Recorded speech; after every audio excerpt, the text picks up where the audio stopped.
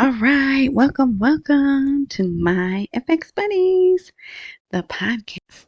And I say podcast because there are multiple ways to receive this information, but my favorite is the blog. And the blog can be found at myfxbuddies.blogspot.com. And I know that is a lot to remember or type in, so wherever you are watching or listening, look for a prompt that says info, intro, description, more, something of that nature. If you click on that, another box will open and the link directly to the free blog is there. You don't even have to put your email in. All right. And the thing about that is everything's there. The video, uh, usually like 15 minutes after I'm done, I post the video there, so the articles are there. Then if there's any little extra things, they're on the blog. Yeah. All right, Spotify.com has audio and video, depending on your subscription level, I guess. Rumble, I'm My FX Buddies. Anywhere that I post as My FX Buddies. Except YouTube. In YouTube, everything that I post is covered under the Fair Use Disclaimer Act because I'm using it for sharing, critique, commenting, or teaching, and it falls under the Fair Use Disclaimer Act. And RSS.com has an excellent, pretty good, I'll say pretty good, and part of it's my fault. I don't speak as clear as other humans. So, they do the best they can with what I give them to work with, right? So it's a pretty good transcript for free. RSS.com, my FX Buddies. I usually try to put a link to that also. All right, so we're going to get into it. This is the second video, so this is a full post, but there wasn't a whole lot of news. I thought today was going to be like a heavy news day. And there was some things, but stuff we don't really need to concern ourselves with. However, I'm wondering if so it's May 27th, the nighttime, Tuesday, and the title of this Is Iraq's Economy Toast? The Oil Crisis Explained. But the regular title for the article is Iraq Faces Looming Fiscal Crisis Amid Oil Revenue Decline. Oh, and silly of me. So the markets closed and they closed under 1400. There's still some places where it was like 1412, 1419. But as long as we can get it closing, it did go back up to 1397, but it's still closed under 1400. So I'll be watching, but I won't do another post, because we'll see what happens. We know it's going down. It's going down. It's going down. The parallel market rate is going down, but anything could happen, to interfere with the good things that are happening. And today, there were a couple of articles with this tone that they're in an economic crisis. So I'm thinking these are maybe media sites that are not favorable to things. Favorable to Sudani, so they're putting out this information possibly to even scare or make the citizens uneasy, which doesn't take much, right? Or because they have visitors, there's so many people there, they want a negative story out because they hear just like we hear. Just like if you didn't watch this morning's post, they caught someone trying to smuggle 250 million dinar out of Iraq to take it to Jordan, right? Because I'm guessing they'll get a higher exchange rate there. But so yeah, for whatever reason, all of a sudden there's articles about the economy struggling, and I don't even care about that. Look at this image. Okay, if you are listening, I'm just going to describe this. This is not a new image. This image has been shown before. It's a guy with a very hairy arm. Isn't his arm hairy? But anyway, it's a big poster, like I would say a poster board. If you've ever had a child or if you ever did an experiment at a science fair and you had a poster board, and it's the front and back of the 25K note enlarged. And what they're doing is they're showing them the security features. And also, if you can see right here, it says the new Iraqi dinar. Okay, and it's repeated. It's repeated in English and Arabic. Like I said, this is not new. This image came out when they introduced the new money. Why are they using that image now in an article that says they're having an economic crisis? I don't know. Very interesting to me. And they also did that when they brought out the 50,000 note, because I think the 50,000 note came out in 2015. And they did the exact same thing, put it up like that, showed the people the security codes. So yeah, so let's just go. Iraq is heading toward a severe economic crisis. Crisis. Lawmakers and economists, economists warned. I need to slow down. So it says Iraq lacks tools like forward contracts, foreign investments, and emergency reserves used by other countries to hedge against downturns. But we also know Mohammed Saleh's been telling us they have all these foreign reserves, they have gold.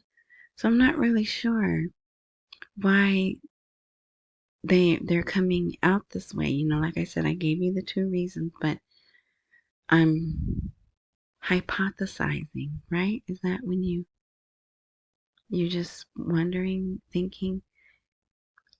There used to be a funny word, guesstimating. Guesstimating. Someone made that word up. So here, but they never miss a chance to blame the people, right? So maybe this is the reason they're putting this article out. People are hoarding cash at home due to low trust in banks despite the rollout of electronic payments. So this is an economist saying this. There's his name, Saleh Hamashi. He assigned direct responsibility to the finance minister and the central bank, citing their failure to circulate liquidity through the banking system. And also, it's no coincidence. I don't believe in coincidences.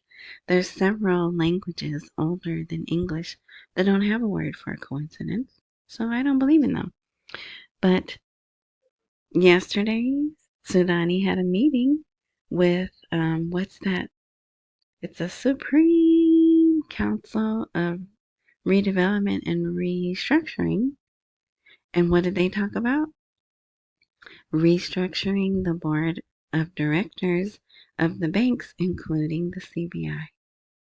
So maybe this is like evidence. Maybe they're going to make some decisions, get rid of some well-liked employees, maybe.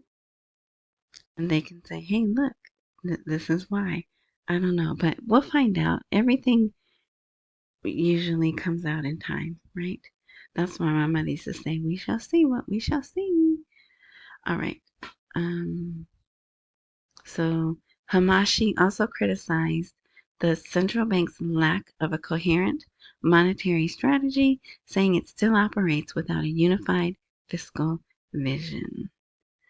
And maybe it's hard. Can you imagine having to do your job, but Keisha and Emily, you're over there plotting against you. And if you send paperwork or documentation, they're going to get it and manipulate it. So when it goes to the next level, it's going to be different and wrong, and you're going to be embarrassed, right? Imagine having to run a country that way. Crazy, right? Okay. So I never really talk about the oil revenue reports because A, I think they can fudge them anytime they want. But this one is interesting because it says Iraq, April oil revenues are only enough to cover salaries. So here's the fear coming in again, right? Oh, because oil's $64 a barrel, we're not making enough and all we can cover is the government salaries, right? So I thought that was interesting. Here, the World Bank affirms its support for financial and environmental reform programs in Iraq.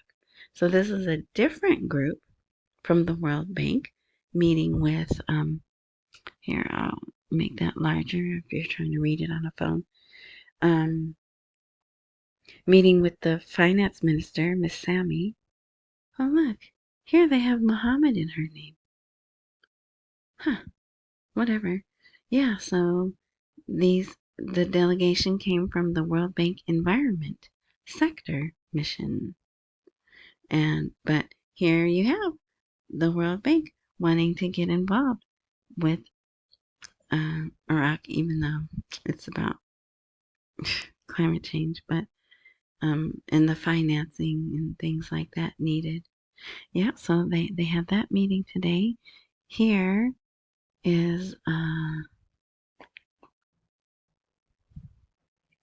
Kurdistan showcases investment opportunities at Paris Forum.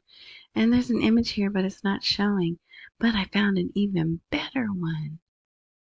Look at that. Oh my gosh, doesn't that look right out of, I think, the Elizabethan times? The chandeliers, the table, just, that is nice to me. I mean, it's right, anything more and it would be a little too gaudy, right? But guess who was here? And it's so funny to me that even though these rooms and palaces look ancient, clearly they're wired with today's technology, right? You can see these you can see these microphones here or whatever they are, right? So, but following the conclusion of the French Iraq Business Forum, senior officials from Iraq, the Kurdistan region, and France held a high-level meeting to advance economic cooperation and trade relations. So look how quickly the Kurds are at the table together with France and Iraq. And remember, I always was complaining about why don't they just all meet together at the same time? Why does Iraq have to have a separate meeting and Kurdistan have a separate meeting? But here, in this case, they did not. All right, and we're going to hear a little bit more about that. So you could read that if you like. Maybe I'll try to swap that image in there for those who couldn't see it. I'll try to do that. Let me make a note. Swap image. All right, here's another one. Iraq is approaching financial collapse with accusations directed at the finance ministry and the central bank. This one's a little longer though. See? So, but you can read that, just, see, it's pretty much the same thing. They go over the cost of oil. They go over, yeah, they've done a lot of changes and implementing new strategies. For lack, I can't think of the word I really want to say. But they have these issues. And could it just be that they haven't changed the rate? Right? Maybe that, or they're not moving fast enough. I don't know, but and then this one, the Ministry of Finance is accelerating its efforts towards the 2025 budget. Limited employment and investment are expected in light of ongoing projects. So that's 2 days in a row that we have articles where they're talking about moving the budget. So I like that. I'm happy to see that. They're and now here they have the budget total at 150 trillion, which is just, I mean, what's 3,000, right? 3,000 trillion dinars. The articles yesterday said 147 trillion. So today they have just rounded it up. All right, so here is U.S. support for unifying Baghdad and Erbil by expanding local gas production. So just a quick, in case this is your first time listening, last week, Barzani, who's Kurdistan, came to America. They signed some really high cost contracts, 10 billion up front, 110 billion over the life of the contracts. And Baghdad heard of it and was like, "Oh, wait a minute. You can't do that. We weren't involved. Per the Constitution, Kurdistan cannot direct deal contracts." Um, Maybe a day later, we had a congressional delegation in Sudani's office saying, you gonna let these go through, Joker, because they helping everybody. They're helping Kurdistan, they're helping us, they're helping you, they're helping the citizens. So on this one, you're gonna have to ease up. And then, sure enough, there was an article that said Baghdad eases or something softens. It was softened. Baghdad softens tone on contracts, blah, blah, blah. So now they talk about they're going to work together. The foreign ministries this is the news, MIL, that's what it's called. We encourage Baghdad and Erbil to work together to expand domestic gas production as soon as possible. She added, American and Iraqi interests are best served by a strong and resilient Iraqi Kurdistan within a federal Iraq. So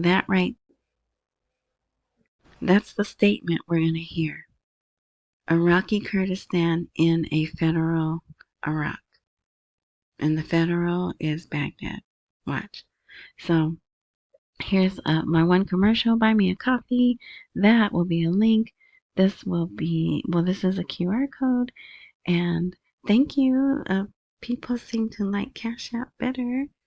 And my Cash App is $ T as in Tom, I, S as in Sam, H, W, A, S as in Sam, H.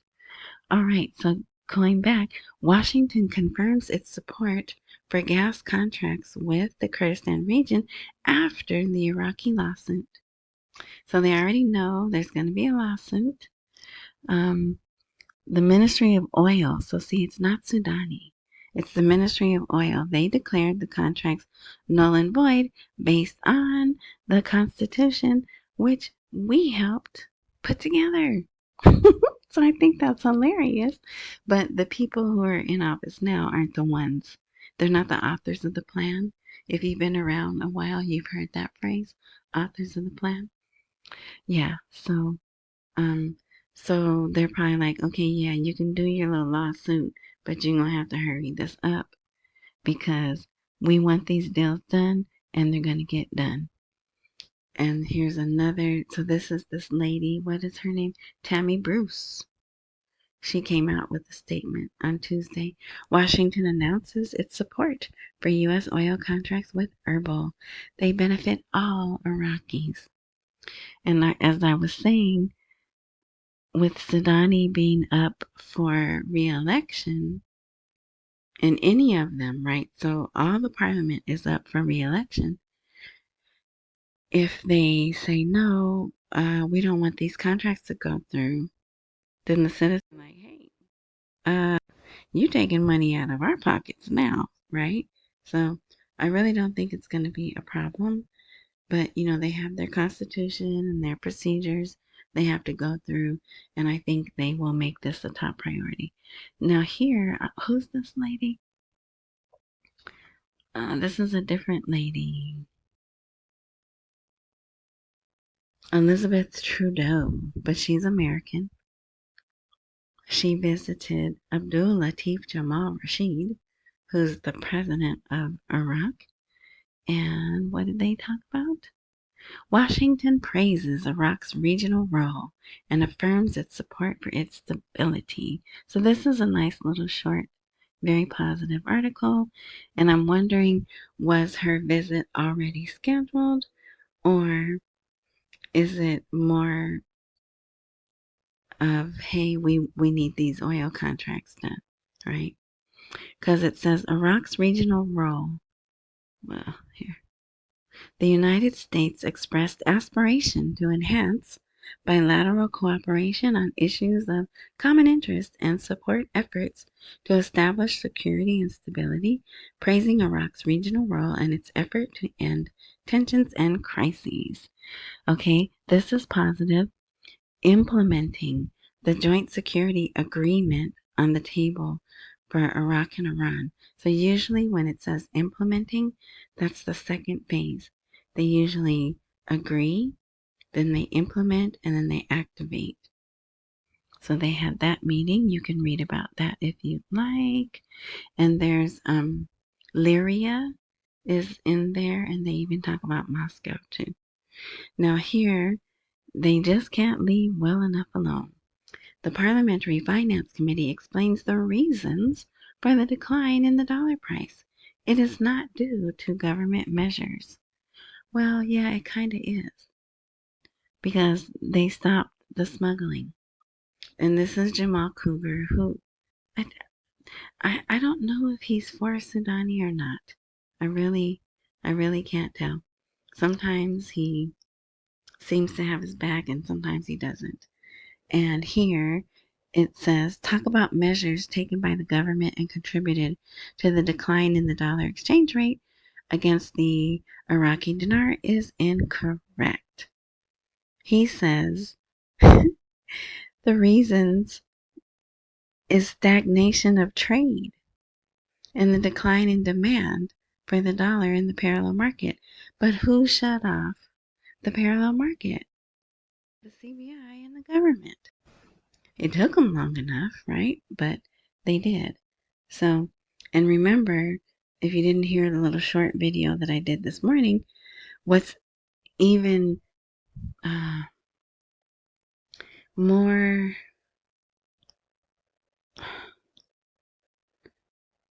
what makes me feel more secure as someone who's been watching the parallel rate for years now, they have a lot of visitors, and they're going to have even more. By the time this Eid al-Adha is over, which Sistani came out today and said June 7th is the first day. It's a 5-day holiday, so it'll be over on the 12th. Now this one, they do still work. They should. They don't do as much work. They do more work than during Ramadan, but less work when it's not a holiday. Okay, I hope that makes sense. So by the time it's over, they'll have 7 to 10 million people coming to visit the shrines or whatever they're called. So in years past, there would be demand on the dollar, and the dollar rate would increase because they would go to the parallel market. Now they have all these places they can go. I think the people pretty much know now, because it's the same people coming back for these, it's the same people coming back for these holidays. I'll call them holidays, celebrations, commemorations, whatever, because this is one of mourning. But anyway, so they know that there's a new way to function, right? So yeah, there should be, at a time where there should be pressure on the dollar in the parallel market, there is not. It's going down. So hopefully it will still continue to go down. So just haters. Okay, so that's it. But there's a photo here. See this photo? Now, this is a show. This guy is the host. The show is called Dinar. That's the name of the show. It's been around for a few years. But look at this backdrop. So clearly they're talking to them about oil. There's an oil worker. They're talking to them about, let's see, it is, the dinar is,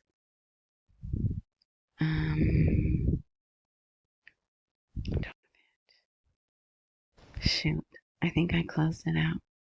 I did, I closed it out. But the dinar is beating the dollar. Let's see, is it, oh no, I cut it off. But right here was a little subtitle. And yes, I do recognize dinar in Arabic, and I do recognize dollar in Arabic. And but someone did tell me that's what it said. So that's what this show was about. So they're explaining to the people how the dinar is going down and the dollar is increasing. So I would love, love, love to get that show translated, but they don't have a YouTube channel. They just strictly have everything on their website. And matter of fact, I think it's even Telegram, but I get to watch it. This is one of the shows that I watch. See here's the name right here. But yeah, so look at that. So I think that's wonderful. That's encouraging too, that they're explaining to the people why the dinar is beating the dollar. And then next, it would be lovely if the next topic was the dinar is worth way more than the dollar, right? And that's my hope that in June we will see that, hear that, and live that, right? I'm still holding on to June, you guys. All right, so that's it. I'm not going to do a long close. Maybe tomorrow there'll be more news. But I think we might have a little lull. Oh, and please pay attention to what's going on with Russia.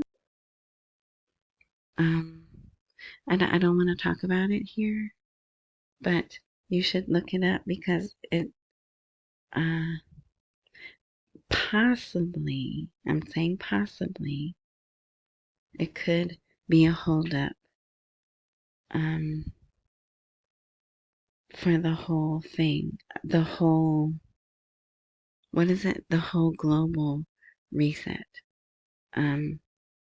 So yeah, look that up. Oh, there was one good thing. Is it here? Let's see. I don't see it. It's blatant, out in the open. Jerusalem Post, Haaretz, all of those news sites. They are openly saying that our president is not happy with Bibi, you know, the guy who runs Ice Cream Land, and the Houthis had a kablooey fest, and I haven't seen any reports, which I don't want, but I haven't seen any reports of any people being taken out of the land of the living, but they have video. So, of course, Ice Cream Land denies that they're being kablooied by the H people, right? But they have footage and other things that say, no, they got you. They got some, you intercepted some, but they got some through. And they have footage of Bibi coming out of the shelter at the Al Aqsa Mosque. I haven't seen it because it says this video is not available to you, but I'm going to try to see it. And if I can see it and record it, I will. But that tells me that, yeah, those were some pretty serious kablooies if even he ran for cover, right? Okay, but that is, I don't think that's going to hold us up. Clearly, our president's not happy. And it even says, I'm trying to work on this Iran deal. And here you are over here messing things up. So, uh, yeah. All right. I ended up going to 30 minutes anyway. All right. So, yeah, that's it. Tomorrow is another day. I will watch the rape, but like I said, I probably won't do a morning one. Plus, it's so hard for me to speak at that hour. All right. Thank you. Like, subscribe, join, follow, 5-star me. Because I don't post regularly. So if you activate those things and if everything works as it's supposed to, then supposedly you get notified that I've updated. Again, I thank you. I thank you, new subscribers, listeners, people that leave nice comments. I thank you all. And accumulate while we wait for the rate to appreciate. Don't miss any meals and pay all your bills. All right, enjoy the rest of the morning, night, noon, whatever time frame you are reading this content.